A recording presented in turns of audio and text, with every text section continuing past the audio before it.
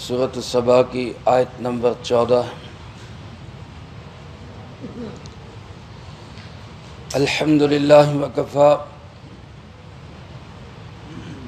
وسلام علی عبادہ الذین اصطفی، خصوصاً علی سید الرسل وخاتم الانبیاء وعلی آلہ واصحابہ الاتقیاء۔ اما بعد فاعوذ باللہ من الشیطان الرجیم، بسم اللہ الرحمن الرحیم۔ فلما قضینا علیہ الموت ما دلهم على موته الا دابۃ الارض تأکل من سأته، فلما خر تبینت الجن ان لو كانوا يعلمون الغیب ما لبثوا في العذاب المہین۔ فلما قضینا علیہ الموت، پھر جب ہم نے فیصلہ کر دیا حضرت سلیمان علیہ السلام کے لیے موت کا، ما دلہم علی موتہ، نہیں بتلایا ان کی موت کے بارے میں، الا دابۃ الارض، سوائے زمین کے ایک کیڑے نے، تأکل من سأتہ، جو کھاتا رہا ان کی لاٹھی کو، فلما خر، بس جب وہ نیچے گر پڑے، تبینت الجن، تو جنوں پہ یہ بات واضح ہو گئی، ان لو کانوا یعلمون الغیب، کہ اگر وہ غیب جانتے ہوتے، ما لبثوا فی العذاب المہین، تو وہ نہ پڑے رہتے اس شدید ترین تکلیف میں۔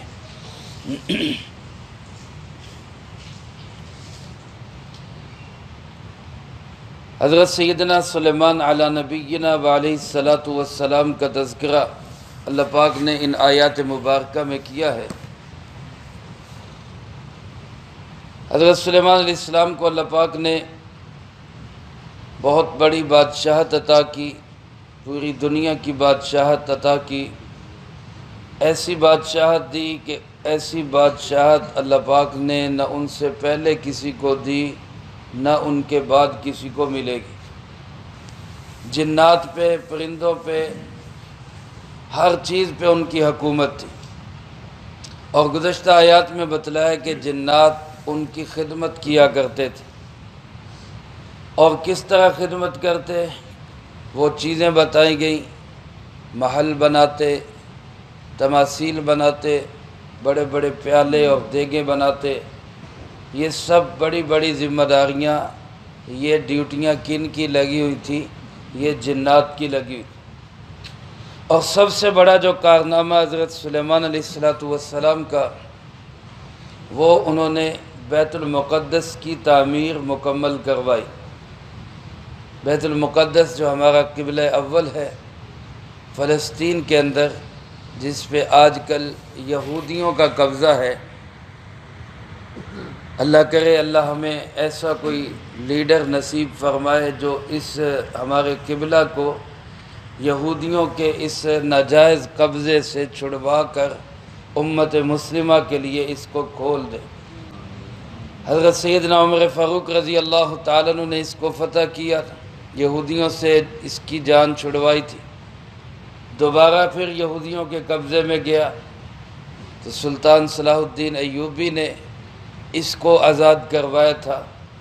آج وہ بیت المقدس پھر کسی عمر اور کسی سلطان کی نگاہ تک رہا ہے۔ اللہ ہمیں یہ جذبہ اور یہ حوصلہ نصیب فرمائے کہ ہم اپنے اس قبلہ اول کو آزاد کروا سکیں۔ یہ تعمیر حضرت داؤد علیہ السلام نے شروع کی، لیکن زندگی وفا نہ کر سکی، وہ تعمیر کے مکمل ہونے سے پہلے دنیا سے پردہ فرما گئے۔ اس کے بعد اس کی تعمیر مکمل کروائی حضرت سلیمان علیہ السلام نے، اور ساری تعمیر کے کام وہ جنات کرتے۔ بڑے بڑے پتھر اٹھا کے لاتے، ان کو جوڑتے اور اس کو تعمیر کرتے۔ آج بھی اس تعمیر کو دیکھا جائے تو اس میں ان کے بنائے ہوئے شاہکار دیکھ کر انسان حیران رہ جاتا ہے، کیسے اتنی بڑی بڑی پتھر کی سلیں کہاں سے کہاں تک پہنچائی گئی۔ حضرت سلیمان علیہ السلام برابر اس کی تعمیر کرتے رہے اور بڑی خوبصورت تعمیر۔ ان کی تعمیر کا ایک نقشہ اللہ پاک نے سورۃ نمل کے اندر بیان فرمایا، جہاں ملکہ بلقیس کا تذکرہ ہے۔ جب ملکہ بلقیس سلیمان علیہ السلام کو ملنے کے لیے آئی تو سلیمان علیہ السلام نے جنات سے کہا کہ ایک عالی شان محل بناؤ اور اس کا فرش ایسے شیشے کا لگاؤ کہ پتہ نہ چلے کہ شیشہ لگا ہوا ہے کہ نہیں لگا، اور پھر اس کے نیچے، شیشے کے نیچے پانی چھوڑ دو۔ ملکہ بلقیس جب آئی اور وہ شیشے کے فرش کو وہ دیکھ نہ سکی، اس کو یوں ہی محسوس ہوا کہ یہ پانی ہے، تو اس نے اپنی پنڈلیوں سے کپڑا ہٹا دیا کہ میں پانی میں سے گزر سکوں۔ تو تب ان کو بتایا گیا کہ جناب محترمہ یہ پانی نہیں ہے، یہ فرش لگا ہوا ہے، آپ اطمینان سے آگے چلتی ہیں۔ یہ حضرت سلیمان علیہ السلام کی طرف سے اس کے لیے سبق تھا کہ دنیا بھی ایسے ہی ایک دھوکہ ہے، جس کو ہم سمجھتے ہیں کہ پتہ نہیں یہ پانی ہے، وہ در حقیقت پانی نہیں ہوتا، حاصل کچھ بھی نہیں ہے اس کا، آخر موت ہی ہے، جانا ہی ہے دنیا سے۔ تو بہرحال سلیمان علیہ السلام، جنات ان کی خدمت کرتے ہوئے بڑی عالی شان تعمیرات کرتے۔ یہ بیت المقدس بھی ان کی تعمیرات کا ایک شاہکار ہے۔ تعمیر کرتے کرتے بیت المقدس مکمل ہو گیا، تزئین و آرائش ہو رہی تھی، خوبصورتی اور سجاوٹ ہو رہی تھی کہ حضرت سلیمان علیہ السلام کی بھی موت کا وقت قریب آ گیا۔ اب حضرت سلیمان علیہ السلام بڑے پریشان ہوئے کہ یا اللہ اب کیا بنے گا، کیونکہ اللہ کے نبیوں کی جب موت کا وقت آتا ہے تو اللہ پاک پہلے نبیوں سے پوچھ لیتے کہ کیا پروگرام ہے۔ یہ خصوصیت ہے اللہ کے نبیوں کی علیہم السلام، آنا چاہتے ہیں یا رہنا چاہتے ہیں۔ میرے محترم دوستو، ہم جیسے کسی سے پوچھا جاتا تو ہم تو شاید یہی کہتے کہ جی ابھی اور رہنا ہے، بڑے کام ہے ابھی تو۔ لیکن اللہ کے نبی جن کا قلبی تعلق، دلی تعلق اور محبت کا تعلق آخرت کے ساتھ اور اللہ کے ساتھ ہوتا ہے، وہ یہ سمجھتے ہیں کہ دنیا میں کوئی 1000 برس بھی جیے تو تب بھی آخر کیا ہے، وہ موت ہی ہے۔ تو اس لیے اللہ کے نبی جب بھی ان سے پوچھا گیا انہوں نے یہی کہا کہ ہم تو جانے کے لیے تیار ہیں۔ تو حضرت سلیمان علیہ السلام نے بھی یہی کہا کہ جانا تو ہے ہی، لیکن اس تعمیر کا کیا ہوگا؟ یہ جنات یہ تو میرے ڈر کی وجہ سے کام میں لگے ہوئے ہیں، اور ان کو پتہ چل گیا کہ میں تو چلا گیا دنیا سے، تو پھر یہ تو کام چھوڑ دیں گے، یہ تو کام مکمل نہیں کریں گے اور بیت المقدس کی تعمیر رہ جائے گی۔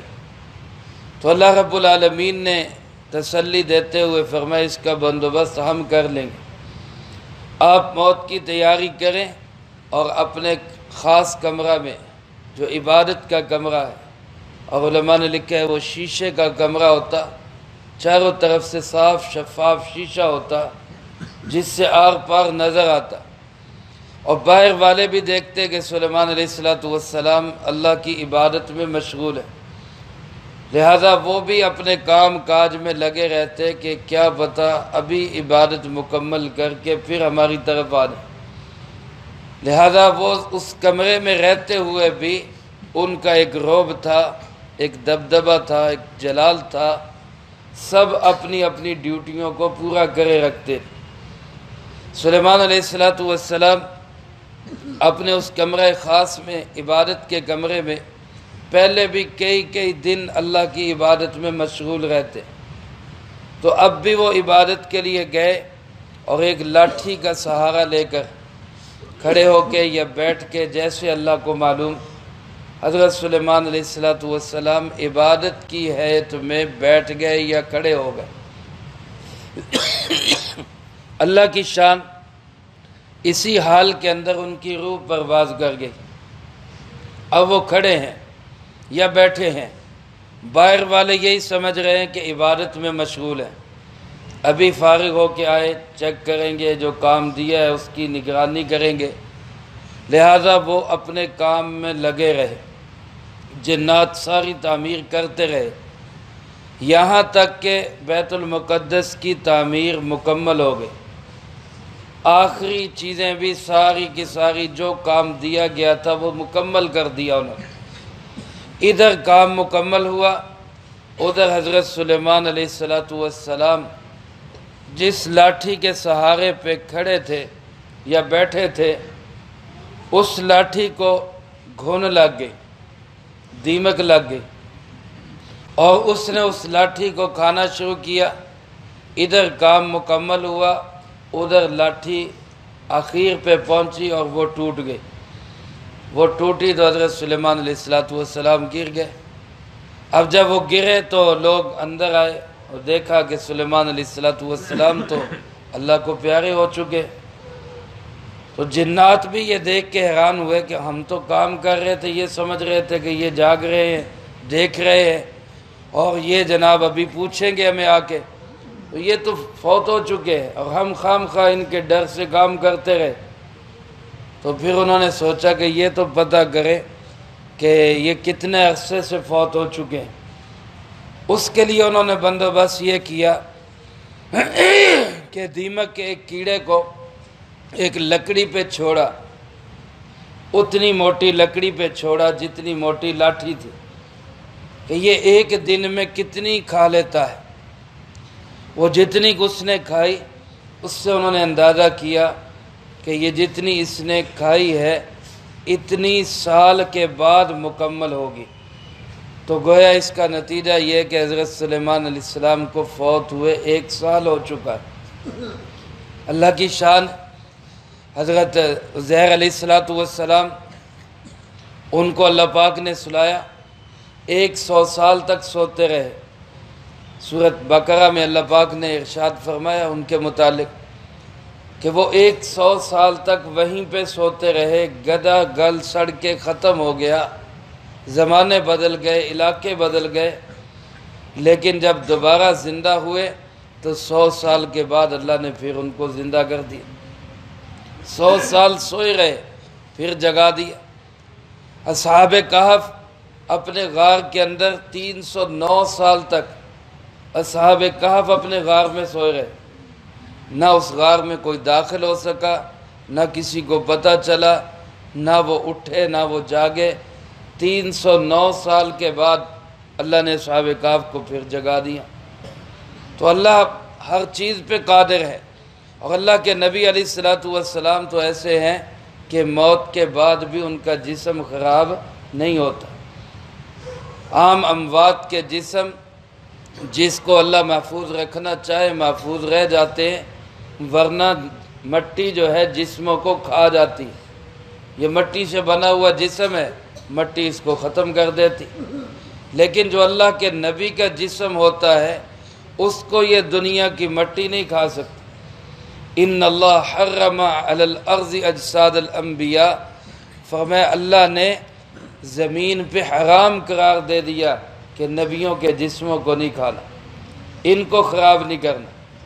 چنانچہ ہمارا عقیدہ ہے اللہ کے نبی اپنی قبور میں بھی زندہ ہوتے۔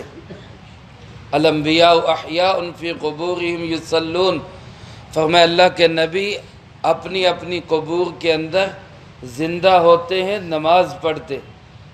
تو حضرت سلیمان علیہ السلام کو اگر اللہ پاک نے 100 سال تک اسی حالت میں بٹھائے رکھا یا کھڑے کیے رکھا تو یہ اللہ کی قدرت ہے جس کا انکار نہیں کیا جا سکتا۔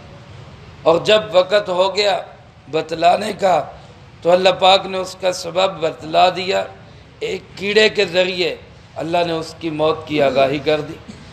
ان کی موت کا گویا کہ وہ پردہ کھول دیا کہ اب وہ فوت ہو چکے، حالانکہ ان کو فوت ہوئے سال بیت چکا تھا۔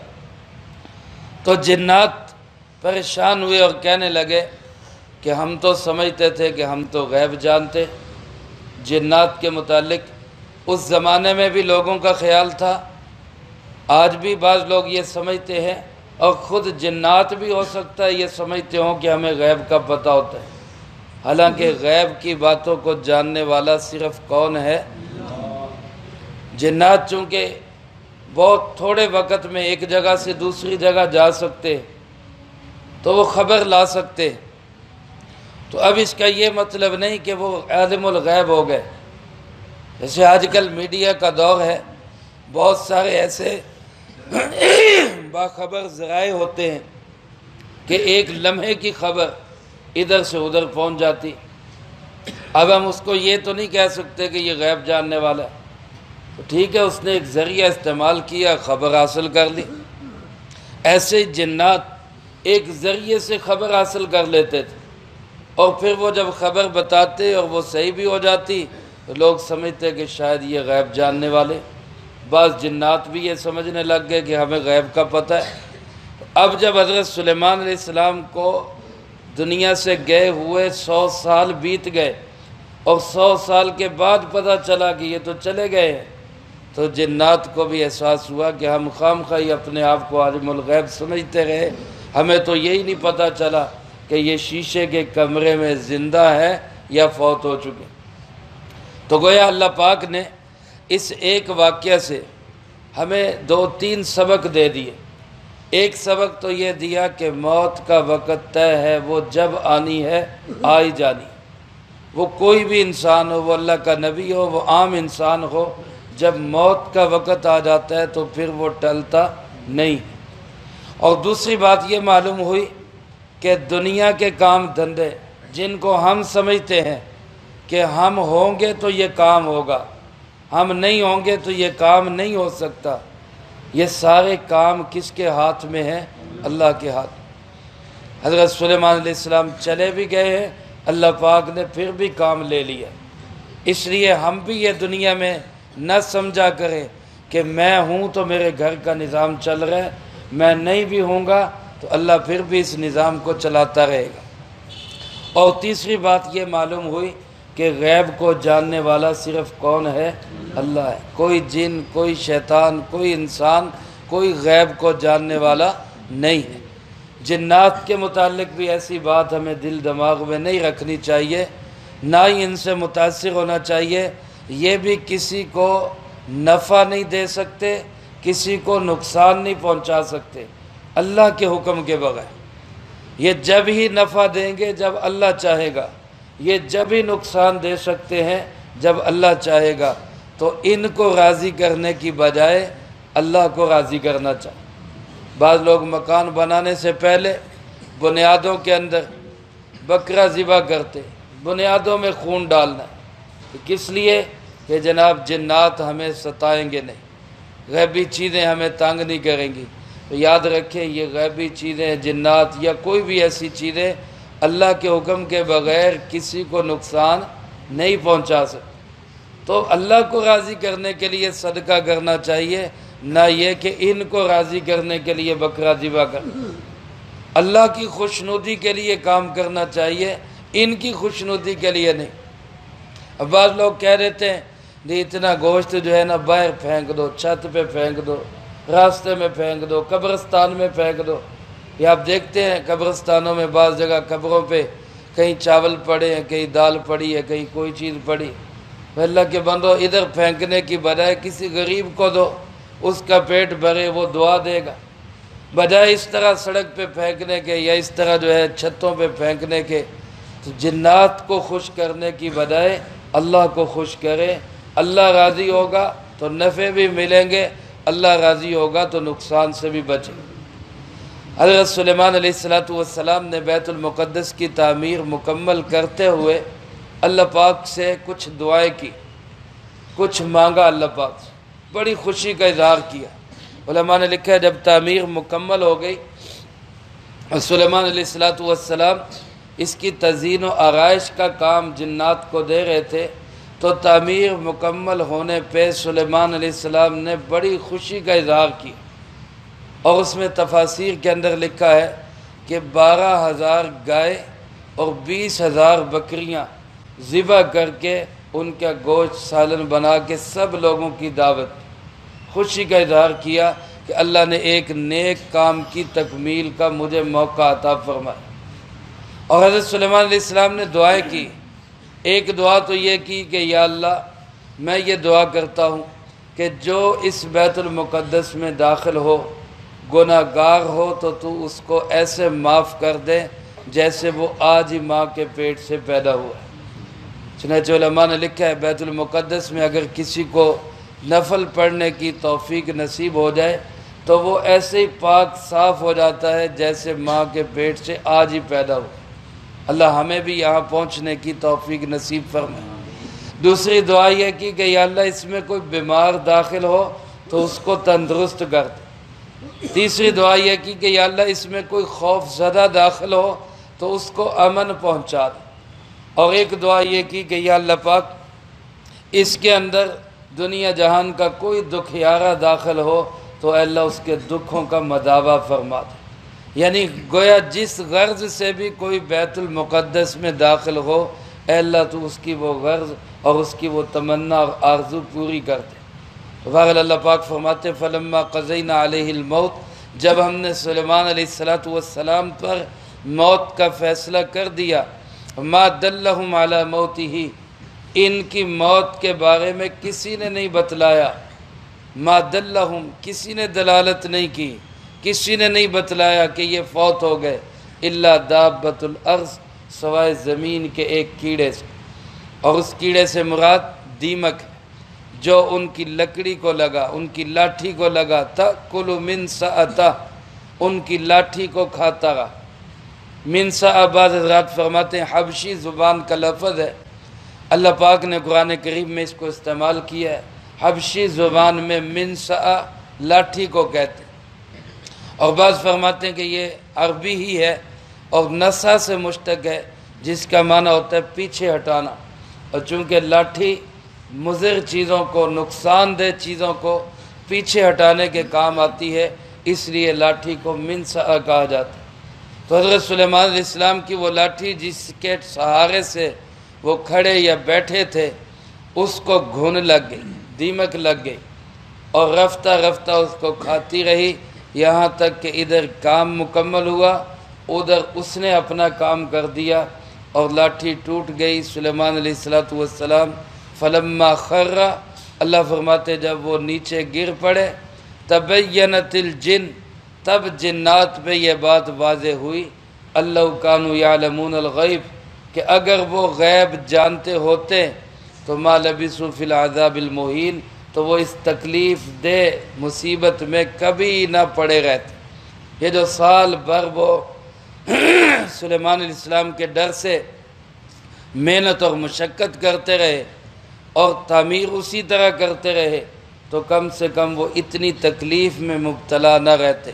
تو ان کو بھی پتہ چل گیا اور لوگوں کو بھی پتہ چل گیا کہ جنات کو بھی غیب کا کوئی پتہ نہیں ہوتا۔ اللہ پاک نے حضرت سلیمان علیہ السلام سے بہت بڑی بڑی خدمات لی۔ اللہ پاک اپنے دین کا کام جس سے چاہے جیسے چاہے لے سکتا ہے۔ ہمیں اپنے آپ کو پیش کرنا چاہیے، ہمیں اپنے آپ کو اللہ کے سامنے رکھنا چاہیے، یا اللہ ہم آپ کے دین کی خدمت کے لیے حاضر ہیں، ہمیں اپنے دین کے کام کے لیے آپ استعمال فرمائیں، قبولیت والا استعمال فرمائیں۔ اللہ مجھے آپ کو سب کو اس کی توفیق نصیب فرمائے۔ یہاں تک اللہ پاک نے ان بندوں کا ذکر کیا جنہوں نے امانت کا حق ادا کیا، جو عبد منیب تھے، رجوع کرنے والے بندے تھے۔ آگے قوم سبا کا ذکر ہے جنہوں نے امانت کو ضائع کیا، اللہ کی طرف رجوع نہیں کیا، ان کا انجام کیا ہوا وہ اللہ پاک نے اگلی آیات میں بتایا، وہ انشاءاللہ اگلی فرصت میں آئے گا۔ اللہ پاک سے دعا ہے اللہ مجھے آپ کو سب کو قرآن و سنت کی صحیح سمجھ نصیب فرمائے، جو کہا سنا اس کو زندگی میں لا کے دوسروں تک پہنچانے کی توفیق عطا فرمائے۔ اللہم انت السلام ومنک السلام، تبارکت ربنا وتعالیت یا ذا الجلال والاکرام۔